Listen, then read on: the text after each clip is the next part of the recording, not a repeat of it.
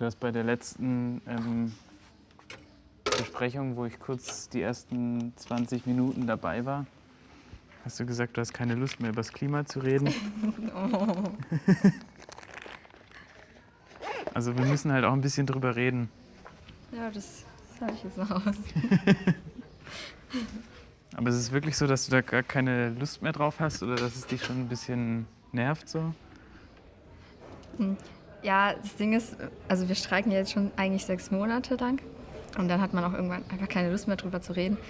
Aber wenn man dann sieht, welche Auswirkungen das Klima, wenn es sich so weiterentwickelt und wenn wir nichts tun, hat, dann weckt einem wieder so dieser Kampfgeist, dass man sagt, man muss jetzt doch noch mal was tun. Wir stehen, glaube ich, jetzt so auch so ein bisschen an einem Wendepunkt. Wir haben jetzt 6 Monate gestreikt, wir haben eine Aktionsform benutzt, die eigentlich auch schon nicht erlaubt ist so und haben festgestellt, dass selbst wenn wir das 6 Monate was Verbotenes tun, nichts passiert, wir uns jetzt überlegen können, okay, wir geben auf, weil wir haben jetzt unser Bestes gegeben, wir machen weiter so, oder aber wir suchen uns andere Aktionsformen.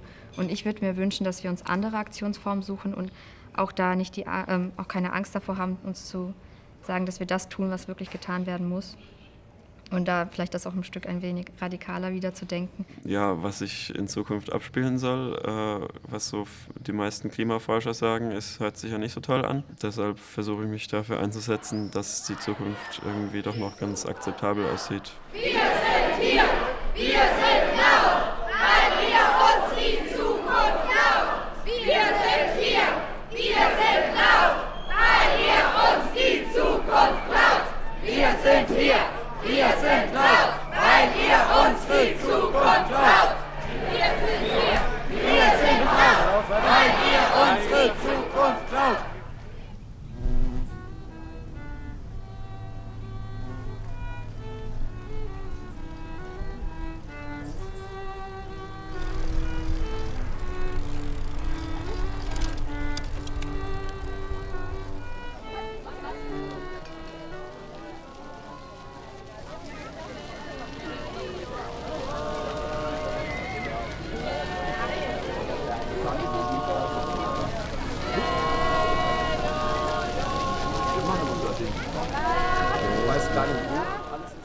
XR bedeutet Extinction Rebellion und es steht für Rebellion gegen das Aussterben. Und XR für mich ist wie Heimkommen zu Leuten, die genauso betroffen sind wie ich.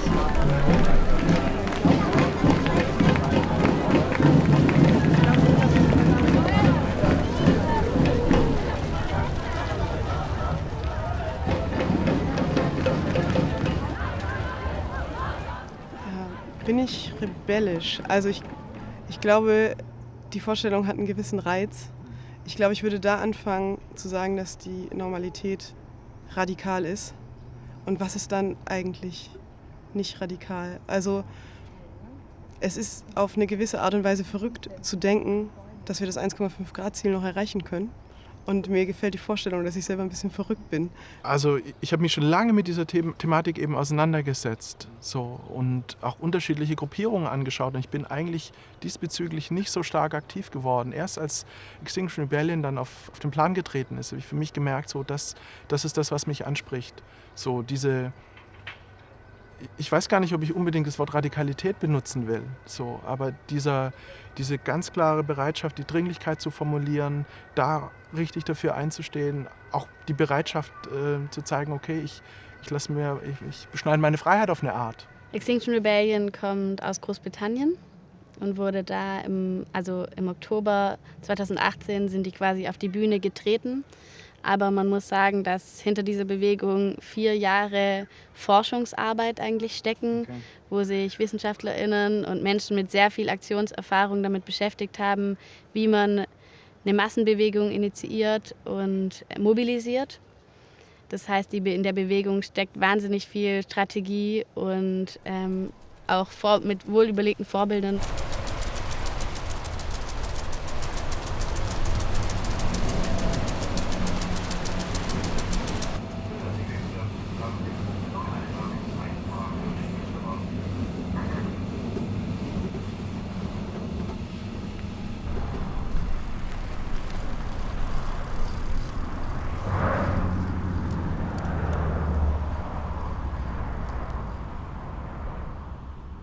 Hi, ich bin Jonas Piknias. Ich wohne hier in Mannheim, studiere hier Musikproduktion. Ich habe das ganze letzte Jahr über all meinen Plastikmüll geschafft, in dieses Glas zu packen. Und alles, was man hier drin sieht, ist alles, was ich in den letzten 6 Monaten verbraucht habe.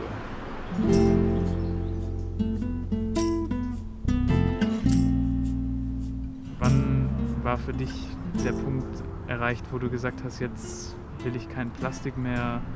Ja, also der Punkt, an dem es bei mir kam, mit dem weniger Plastik oder gar kein Plastik mehr zu erzeugen, es war eigentlich, als ich von zu Hause ausgezogen bin, und sobald du dann wirklich deinen gesamten Haushalt alleine führst und mal ein bisschen reflektierst, was du gerade tust, dann wird einem eigentlich sehr schnell klar, wie viel Müll eigentlich alleine durch dich selbst jede Woche in der Tonne landen kann. Und ich bin damals nach Berlin gezogen. Ich habe da in einem großen Studio gearbeitet und habe da gleich in der Nähe vom Original Unverpackt gewohnt. Das ist der erste Unverpacktladen, der in Deutschland aufgemacht hat, mitten in Kreuzberg. Das ging dann eigentlich sehr, sehr schnell, dass ich halt dann gesagt habe, okay, es ist eigentlich völlig indiskutabel, dass das so weitergeht und ich muss auf jeden Fall an mir selbst irgendwas ändern. Und das habe ich dann gemacht.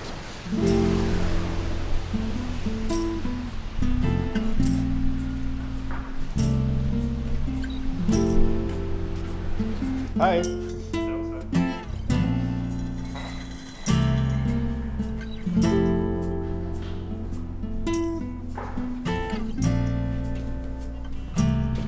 Also das Erste, was wir im Unverpacktladen machen, ist, dass wir unsere Behälter, die wir mitgebracht haben, auf die Waage stellen und wiegen, damit wir dann wissen, was das Behältnis gewogen hat, damit wir das nicht mitbezahlen müssen. In dem Fall haben wir jetzt hier 345 Gramm und das können wir einfach dann mit dem Stift hier draufschreiben. So. Genau, und an der Kasse wird es dann abgezogen und dann müssen wir auch nur das bezahlen, was wir auch wirklich gekauft haben.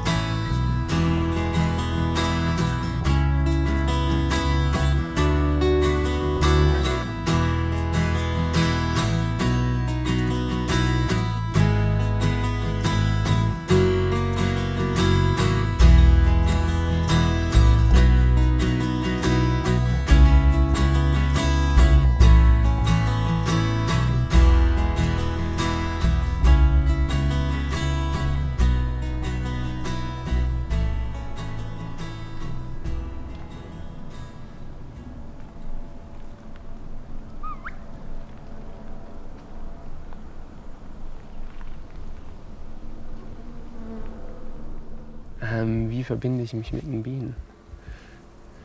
Ja, meistens nicht zu eng, sind ja nicht so kuschelige Tiere. Ich glaube, die schönsten Momente sind die, wenn das Wetter stimmt, das Blütenangebot stimmt und ich nicht in das Volk eingreifen muss. Ich muss es nicht öffnen, ich kann mich einfach vor das Flugloch setzen und ich kann beobachten, wie die Arbeiterinnen Honig und Pollen eintragen. Ich merke, wie es da drin rumort. Wenn ich näher rangehe, dann rieche ich vielleicht sogar einen Honig. Ich merke, wie sie gesund sind und arbeiten. Meine Natur zerstört, wie wir Menschen mit ihr umgehen. Das bin ich ja auch irgendwie selber. Ja, das ist unser Lebensstil, ganz allgemein.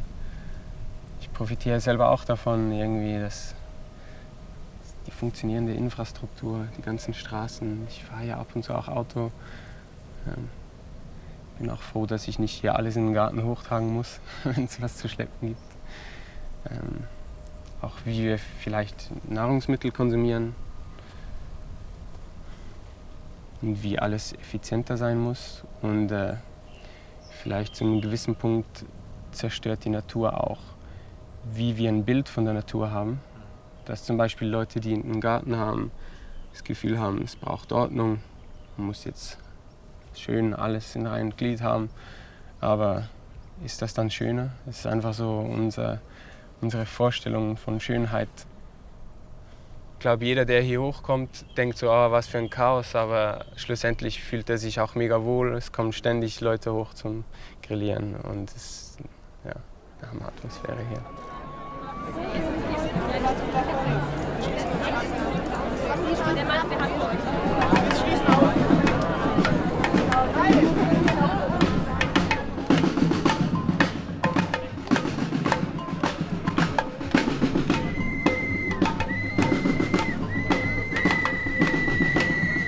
In diesem ungestörten Ablauf passiert eigentlich das Schlimme. Wir sind alle eingebunden in irgendwas und der Verkehr fließt und die Emissionen gehen weiter und wir versuchen das so prozessual alles runterzufahren, aber das hat nicht geklappt. Das heißt, jetzt muss es zu einem Stillstand kommen.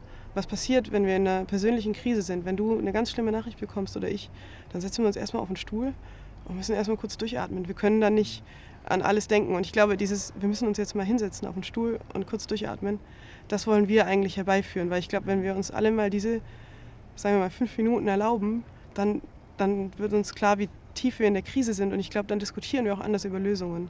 Dann sagen wir nicht gleich, ach, das ist zu anstrengend. Sondern dann lassen wir wirklich mal zu, dass wir bereit sind, radikale Änderungen auch in Betracht zu ziehen. Ist das Ziel auch, verhaftet zu werden? Absolut, ja, definitiv. Weil ich finde, es ist ja eine Sache, irgendwie auf die Straße zu gehen und ein Schild hochzuhalten und sagen, ich möchte irgendwie CO2-Neutralität bis dann und dann oder ich möchte dies und das. Sondern wenn du hingehst und sagst, okay, die Situation ist folgende und ich setze mich so dafür ein, dass ich sogar bereit bin, meine Freiheit dafür zu opfern. Ja. Das, finde ich, ist irgendwie ein starkes Bild. Und gerade dann auch von Menschen, die eben sich zum Beispiel nicht vermummen und nicht irgendwie dann mit ihrer Identität spielen, sondern ganz klar sagen, ich bin der und ich mache das aus diesen Gründen.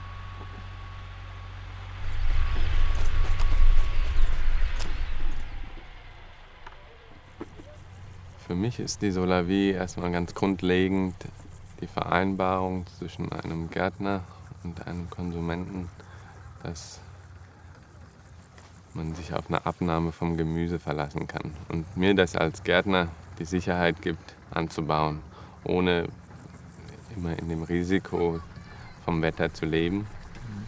Und dann darüber hinaus bedeutet es für mich noch so viel mehr. Es bedeutet für mich jetzt gerade hier in dieser konkreten Solavie, wo ich arbeite, Solidarität auch und soziales Miteinander. So, das habe ich auch ganz bewusst gewählt. Also es gibt ja auch solidarische Landwirtschaften, in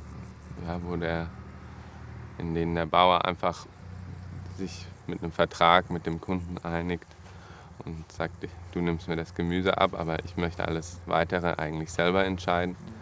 Und da finde ich das ja auch demokratische Prinzip, das hier in diesem Verein gelebt wird, natürlich sehr ansprechend und manchmal anstrengend, aber das gehört, glaube ich, dazu.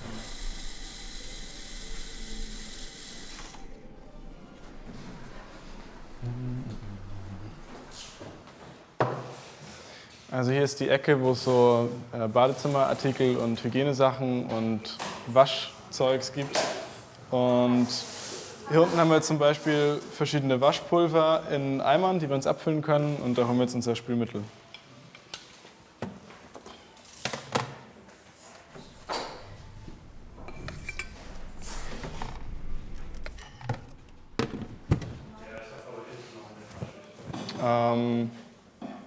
Viele Sachen nehme ich auch einfach in so Beuteln mit. Da muss man die Gläser nicht tragen. Ist einfach einfacher und füllt es dann zu Hause ab. Ich wollte jetzt so ein bisschen Müsli fürs Frühstück mitnehmen. Ich weiß noch nicht ganz, vielleicht Schokolade oder Früchte. Keine Ahnung.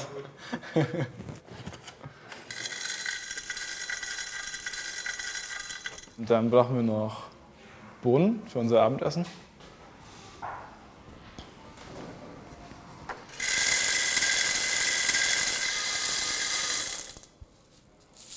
Cool.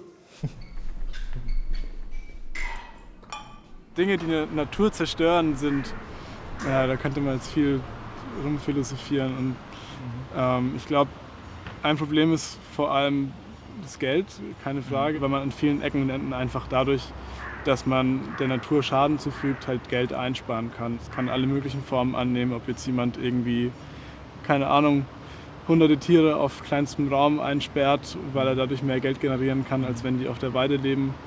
Oder wenn jemand einfach seinen Müll, ein Kreuzfahrtschiff, seinen Müll im Ozean abwirft, weil es halt einfach billiger ist als im Hafen. Einerseits das und auf der anderen Seite wahrscheinlich auch einfach Faulheit, weil viele Leute einfach halt sorglos mit der Natur umgehen und ihren Müll einfach irgendwo liegen lassen oder so. Es ist sehr schwierig zu beantworten, in welchen Ländern unser Müll dann auch landet. Man hat das jetzt zum Beispiel auch ganz schön gemerkt, ich glaube in Malaysia war das. Da wurde der Staat jetzt auf einen Fall aufmerksam, wo so ein Ring aufgedeckt wurde, der illegal Müll entsorgt hat. Und die haben jetzt mehrere, ich glaube 10, 20 Schiffscontainer von diesem Müll konfisziert und wieder zurückgeschickt an die Ursprungsländer. Und da sind unter anderem wir auch dabei. Und da sieht man halt mal auch wieder deutlich, dass der Müll, der halt im Meer landet, auch unser Müll ist. Und dass es auch unser Problem ist, um das wir uns auch kümmern müssen und nicht immer nur die anderen. Die Theorie im Moment ist ja die, dass wir an eine Grenze kommen könnten, an der der Planet sozusagen kollabiert und einfach Vorgänge in Gang gesetzt werden, die dann wiederum den Klimawandel noch stärker beschleunigen, als er schon beschleunigt wird durch uns. Wir sprechen halt hier über andere Dimensionen als die Probleme, die die Menschheit halt bisher gelöst hat. Also ob wir jetzt irgendwie eine Brücke über einen riesengroßen Fluss bauen oder ob wir mit einem Flugzeug fliegen oder ins Weltall oder ob wir eine Operation an irgendeinem menschlichen Gehirn machen. Das ist eine Sache. Wir sprechen hier halt von einem gesamten Planeten, der halt riesengroß ist. Und es ist halt nicht so einfach, beziehungsweise fast unmöglich, da einfach sowas zu ändern.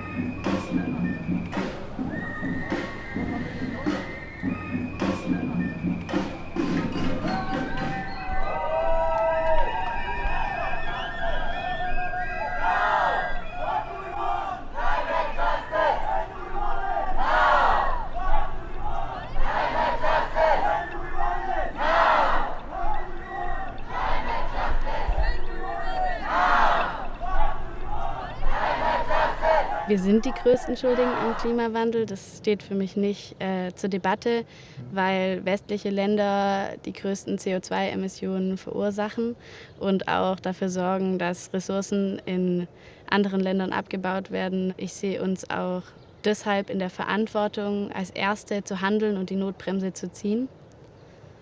Und ich glaube, ein großer Punkt dafür ist auch, dass wir hier nicht nur privilegiert sind vom Wissen her, sondern wir sind auch privilegiert von unserer rechtlichen Lage.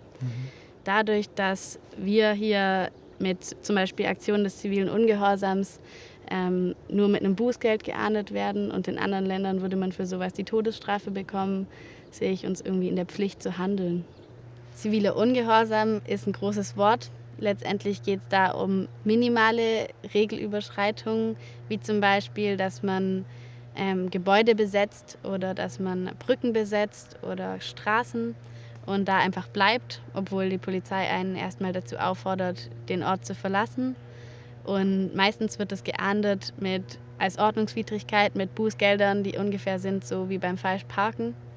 Also es ist nicht so ein krasser Regelbruch oder so was Kriminelles, wie es oft irgendwie dargestellt wird. Also ich glaube, dass ziviler Ungehorsam irgendwie sehr schwarz gemalt wird.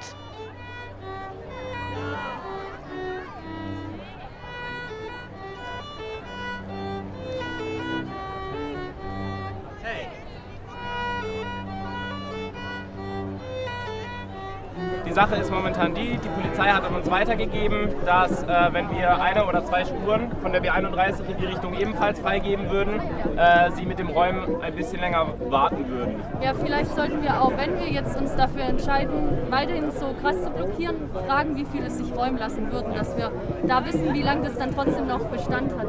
Dann geht ihr Menschen jetzt in eure Bezugsgruppen zurück, meldet es ein bisschen weiter und in 5 Minuten wieder hier. Also ich glaube, viele bei uns sind Naturmenschen und brauchen auch die Natur, um sich zu regenerieren.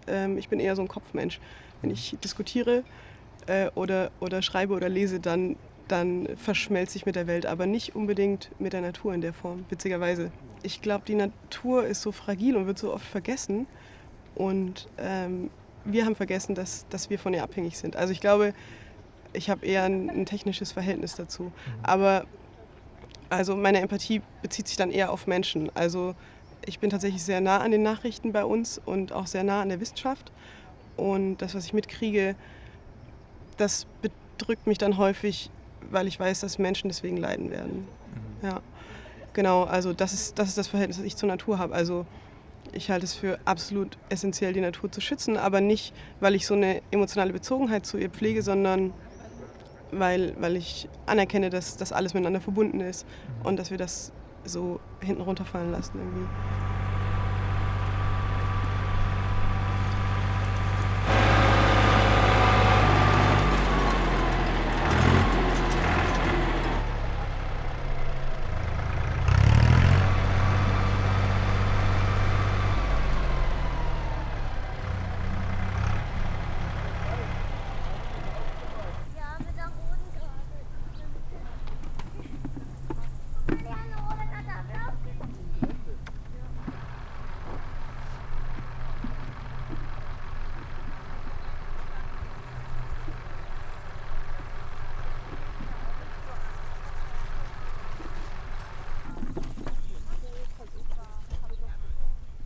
Mit der Natur verschmolzen hört sich jetzt erstmal sehr romantisch an, aber es ist doch, dass man in der täglichen Arbeit, wenn man in so eine gewisse Routine reinkommt, in sein Arbeiten, dann kann das beim Hacken passieren, dann kann das auch bei der Ernte passieren.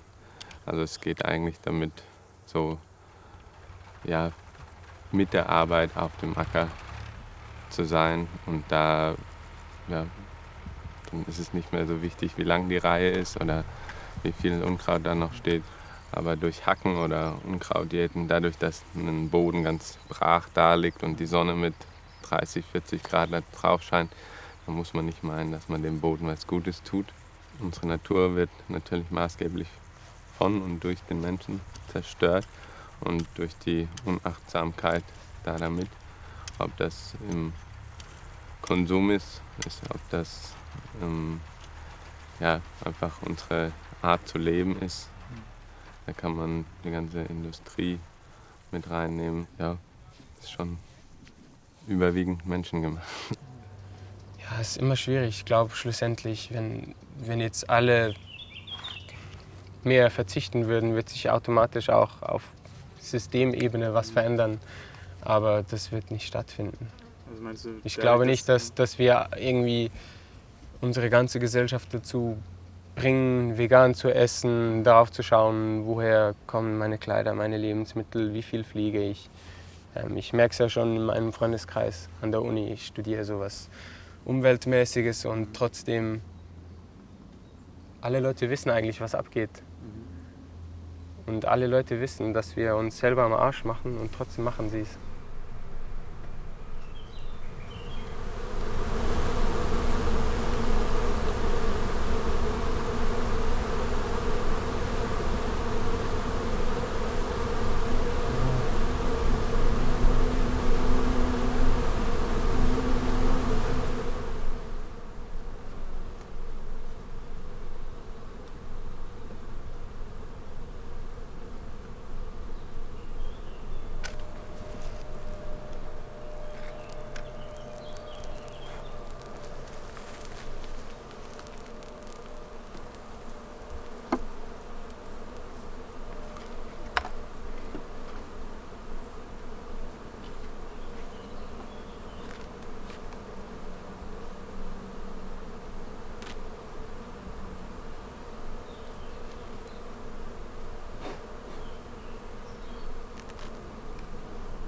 alles zugeklebt.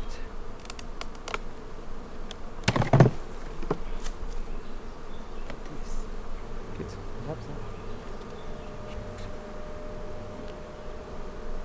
Ach ja, das ist alles Brut bis oben.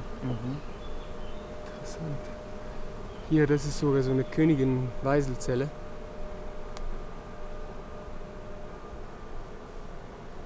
Das da wurde aber nicht ausgebaut. Normalerweise ist das Brutnest mega in der Mitte. Aber jetzt haben sie es relativ weit oben angesiedelt. Das heißt, vielleicht ist weiter unten der Honig. Ich werde es jetzt lieber nicht so krass stören.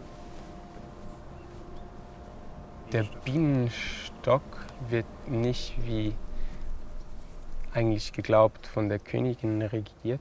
Die Königin ist eigentlich einfach eine Reproduktionsmaschine. Und zwar ist es das Volk. Bei den Schwärmen, die ausfliegen, ist es mega interessant. Die sammeln sich dann irgendwo an der Traube, an einem Ast, ein paar hundert Meter vom Bienenstock entfernt. Und dann werden verschiedene Sucherbienen ausgesandt, die nach geeignetem Unterschlupf Ausschau halten. Und die kommen dann zurück und tanzen den Tanz, der für diese Unterkunft steht. Und dann werden verschiedene Tänze getanzt und das Bienenvolk geht erst, wenn sich für eine Unterkunft eine Gemeinsamkeit gefunden hat, wenn dann alle Bienen den gleichen Tanz tanzen. Die Bienen zeigen, dass es doch als Kollektiv besser funktioniert. Das kann ja auch für uns funktionieren. Also meinst du, dass wir uns das so ein Stück weit von den Bienen abschauen? Ja, schon. Wir sollten, wenn wir politische Entscheidungen treffen, möglichst viel tanzen. Ja? Dann, wenn alle für den Klimaschutz tanzen, dann. Ja.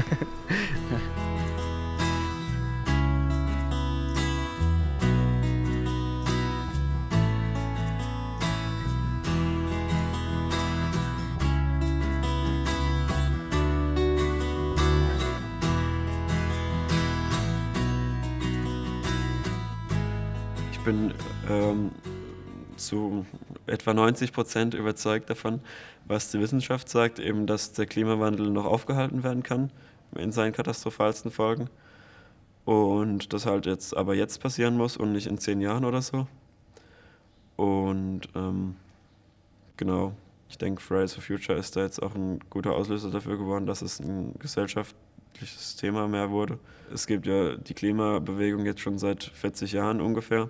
Und da haben viele Menschen schon probiert, im Kleinen was anzufangen bei sich. Und es hat, wie man sieht, nichts gebracht. Deshalb muss es, denke ich, einen Politikwandel geben.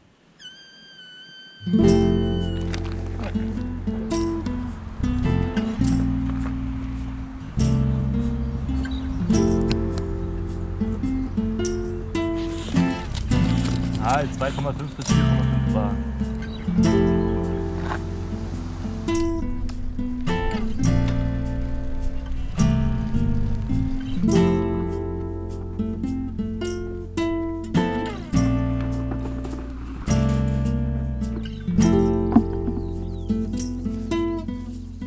Ja, ich hätte schon ab und zu Lust, das wirtschaftliche System, so wie jetzt die Mechanismen sind, zu zerstören. Das würde ich schon gerne anders gestalten. Es ist schon so, dass ich nicht an die Macht des Marktes unbedingt glaube, sondern dass es Regeln braucht. Und vor allem ist es die Ungleichheit in der Welt, die zerstört gehört. Und solange die Macht des Marktes immer auch die Macht des Stärkeren ist, und wird es nie in ein Gleichgewicht kommen. Eine Macht des Marktes kann nur funktionieren, wenn man gleiche Voraussetzungen hat, und das ist weltweit nie der Fall. Die Subventionen in der EU sind so verteilt, dass es an die Fläche gebunden ist. Das bedeutet, jeder kriegt für seinen Hektar 200 bis 250 €. Und egal, ob er auf dem Hektar mit Riesenmaschinen das einmal sät und einmal erntet und dazwischen ja noch vielleicht zweimal gespritzt hat, der kriegt dasselbe wie jemand, der in mühsamster Kleinstarbeit sich um den Boden kümmert und versucht, den möglichst zu erhalten. Ich weiß nicht, wie viele es tatsächlich sind, aber es hört jeden Tag zig Kleinbetriebe in der EU und in Deutschland auf, weil sie es sich nicht mehr leisten können, und die werden tendenziell durch größere Betriebe noch weiter übernommen. Deswegen ist es eigentlich sehr kontraproduktiv. Hat man auch mittlerweile eben erkannt und versucht, dem gegenzusteuern, aber auch der Bauernverband ist einer der größten deutschen Lobbyverbände. Da ist es dann auch immer schwierig, gegen dessen Interessen zu arbeiten.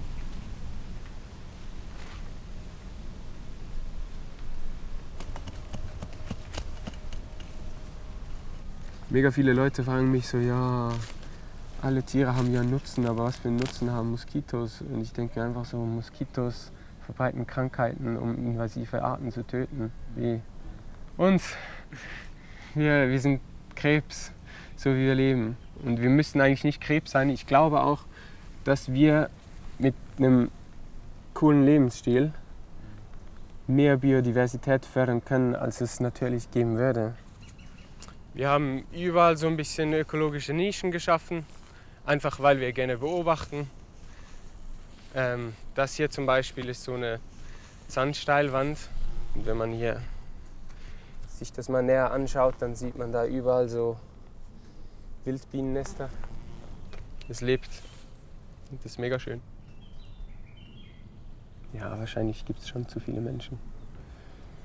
Ich kann ja niemandem verbieten zu leben. Aber hier wäre doch überall Platz, oder? Du könntest doch auch hier leben. Ja, ich habe mir überlegt, diesen Sommer eine Woche im Wald zu leben. Schauen, wie das so ist.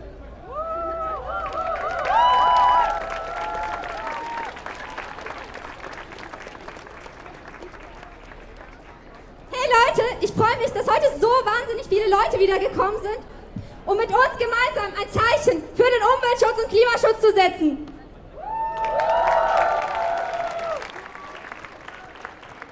Wir werden im nächsten halben Jahr eine Kampagne starten für mehr Nahverkehr, für bessere Verbindungen auch in die Dörfer, für ein 30-Euro-Monatsticket in der ganzen Ordner und für sichere Fahrradwege, denn es wird verdammt nochmal echt Zeit. Lasst uns Menschen vor Profite stellen. Wir sind nicht hier, um zu betteln, sondern der Politik in den Arsch zu treten und zu streiten, so lange, bis ihr handelt. Wir spielen nicht nach euren Regeln, solange ihr nicht handelt. Erkämpfen wir uns eine bessere Zukunft, retten wir unseren Planeten. Was würdest du gerne zerstören? Die Strukturen, diese festgefahrenen Strukturen und auch die festgefahrenen Grenzen, die wir sowohl in dem, was wir tun möchten. Also wenn wir anfangen zu sagen, okay, wir müssen das und das verändern, dann kommt immer erst, nein, dann müssen wir das Formular ausfüllen, die Bürokratie. Das ist eine Grenze, und die andere Grenze ist auch in unseren Köpfen, dass wir sagen, das geht nicht, weil das wird nie funktionieren, oder das andere wird auch nicht klappen, und das ist so das Beste, was es halt gibt, und damit müssen wir uns irgendwie abfinden. Und auch die Vorstellung zum Beispiel davon, dass man Dinge auch anders tun kann, das sind so Grenzen. Ich glaube, da müssen wir anfangen und die erstmal so auch bei uns selber, bei den Einzelnen umzudenken und zu beseitigen. Meine persönliche Utopie von der Erde ist, dass es wieder deutlich mehr kleinbäuerliche Strukturen gibt, die für die regionale Versorgung zuständig ist, und dass die Ernährung dadurch regional und saisonal ist. Und meinst du, die Utopievorstellung würde auch für 10 Milliarden Menschen funktionieren? Ich glaube, dass das notwendig ist. Also kleinbäuerliche Strukturen sind immer noch die beste Lebensmittelherstellung. In einem kleinen Bereich kann man am optimalsten arbeiten. 5 Polizisten und 2 Ordnungsamtsleute.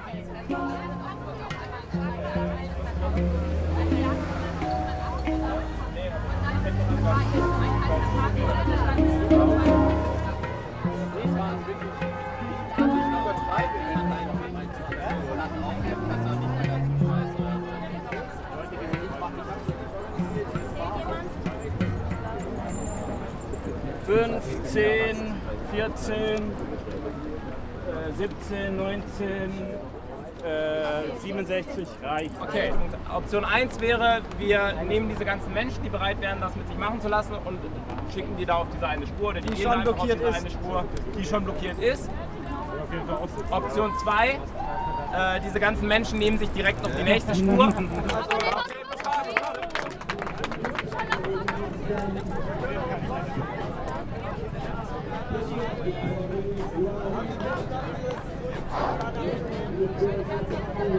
Achtung! Eine wichtige Durchsage der Polizei an alle Personen, die sich jetzt im Moment auf den beiden Fahrstreifen in Richtung Westen auf der Kronenbrücke befinden. Ihre Versammlung befindet sich bereits seit 12:40 Uhr auf der Kronenbrücke.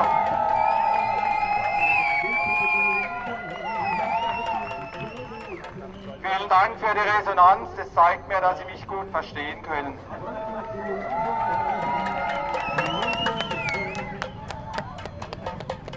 Jetzt wird es aber spannend, weil Sie mittlerweile die Fahrbahn wieder geschlossen halten. Es wird jetzt bedeuten, dass ich Sie auffordere, die Fahrbahn zu verlassen. Auf jeden Fall brauchen wir eine Revolution, weil wir wirklich gegen eine Wand fahren gerade und wenn wir das nicht wollen, muss alles anders werden. Klar, Revolution ist ein schwieriger Begriff, aber ich finde, er ist durchaus angemessen. Ich glaube nicht mal unbedingt, dass es tatsächlich so unbedingt an jedem Einzelnen liegen muss, was denn da so passiert. Wenn ich mich jetzt so im privaten Umfeld oder generell so umschaue, dann würde ich mir manchmal so ein bisschen so einen Sprung aus der Lethargie auf eine Art auch wünschen. Einfach so ein bisschen anpushen und sagen, okay, du weißt ja um die Problematik mittlerweile. Viele Menschen, wie du es gesagt hast, wissen es. Ich weiß nicht, über 70% der deutschen Bevölkerung sagt ja, die Klimakatastrophe ist eine meiner größten Ängste so. Und trotzdem hat man das Gefühl, es passiert nichts. Ja. Und da würde ich irgendwie sagen, okay, geh aus der Angst raus, mach mal den ersten Schritt, schau, ob du dich irgendwie irgendwo engagieren kannst zum Beispiel, um so ein Gefühl des Tätigkeit oder des Tätigwerdens zu bekommen. Ich glaube, da liegt auch viel Power drin. An alle Personen, die sich jetzt im Moment hinter den Transparenten auf der stadtauswärts führenden Fahrbahn der Kronenbrücke befinden. Die Polizei wird jetzt, wenn sie nicht von der Fahrbahn gehen, ihre Personalien aufnehmen, sie zur Anzeige bringen. Danach dürfen sie in den Bereich des Zeltes gehen, aber sie dürfen nicht hier auf die Fahrbahn zurückkehren. Ende der letzten Durchsage. Die letzten Personen können sich jetzt noch entfernen. Die Polizei wird jetzt ihre Maßnahmen ergreifen. Ende der Durchsage.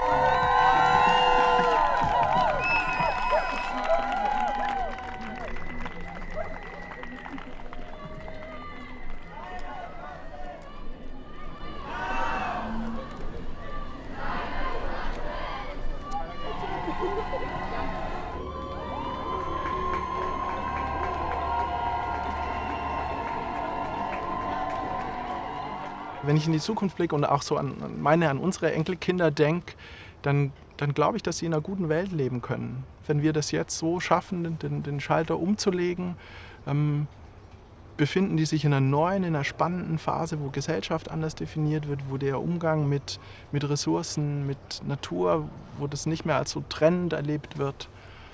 Das ist so meine Vorstellung. Ich glaube, das ist gut möglich. Man sollte einfach die Energie nutzen, die gerade entstanden ist, und auf die gesamte Bevölkerung ausweiten und damit die Welt zu retten. Wir haben nichts zu verlieren letztendlich. Also wir gehen ja nicht auf die Straße, weil wir das so lustig finden oder es toll finden, jeden Freitag mit dem Schild rumzutanzen, sondern wir sind eigentlich auch verzweifelt und wir haben eigentlich eine Welt zu gewinnen und da sollte uns nichts davon aufhalten. Ich würde mich, glaube ich, selber nicht wirklich als radikal bezeichnen, weil meiner Meinung nach ist das, was ich tue, eigentlich das, was eigentlich Normalität sein sollte. Ja, es braucht halt verschiedene Lösungen. Es gibt ja überall Lösungen. Wir können irgendwie versuchen, die Verluste in der Nahrungsmittelkette zu reduzieren. Dass man so Sachen wie Foodsharing viel mehr macht oder auch so genossenschaftliche, solidarische Landwirtschaft, wo man irgendwie so halt den Bezug zu der Lebensmittelproduktion zurückbekommt. Und ich glaube, da ist die Kreativität von uns allen gefordert. Das passiert deutschlandweit, die Solavis schießen aus dem Boden. Ja, da habe ich die Hoffnung, dass das auf jeden Fall passiert. Und mit diesem regionalen, angepassten Gemüse habe ich die Hoffnung, dass das funktioniert, auch in Zeiten des Klimawandels.